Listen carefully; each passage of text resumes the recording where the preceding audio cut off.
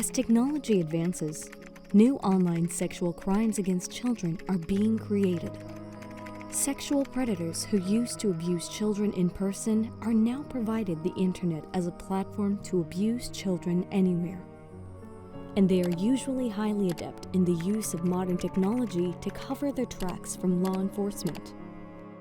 This emerging crime is called online sexual exploitation of children, and it takes many forms.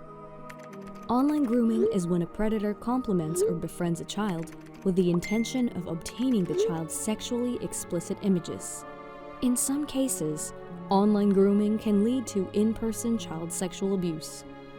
Live streaming is when a child is forced to appear naked in front of a webcam. Sometimes, a paying customer forces a child to perform sexual acts with another child or with an adult companion. Sextortion or blackmail is when a person threatens to publish a child's sexually explicit images if the child does not cooperate or send more materials. These types of content multiply online and become part of a whole universe of child sexual abuse materials, which are consumed by sexual predators everywhere.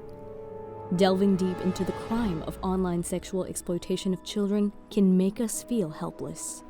It is widespread and is silently operated inside the privacy of people's homes, unfortunately making it a family business.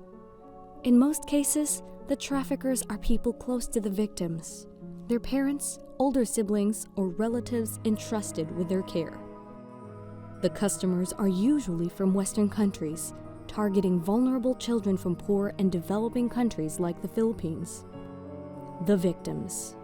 They tend to be very young, even as young as infants, and based on reported cases, the victims are mostly girls. Although, recent studies now point to the equal vulnerability of boys to online sexual exploitation. This kind of abuse could last for many years without any interference or detection.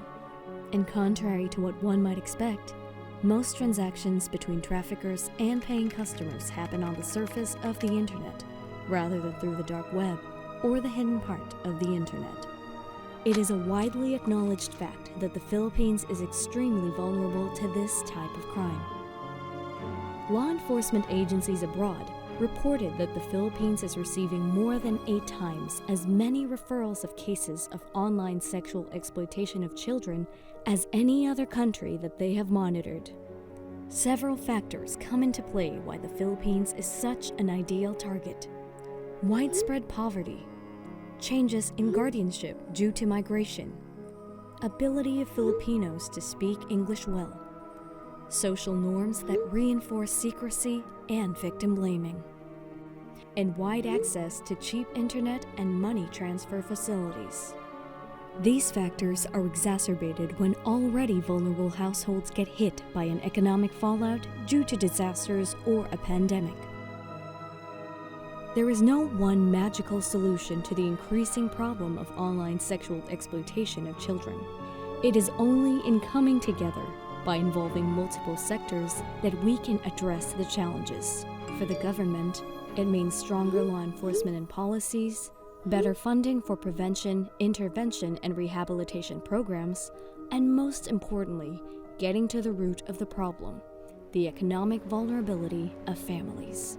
For internet service providers, tech companies, banks, money transfer facilities, and other businesses, this means taking up child protection obligations and creating innovative solutions for a safer internet.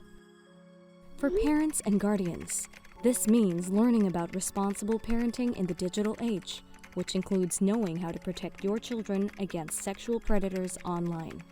And for children and young people, this means demanding accountability from our leaders, creating safe spaces with your peers where they can freely speak up and ask for help, and taking action by reporting abuse and exploitation.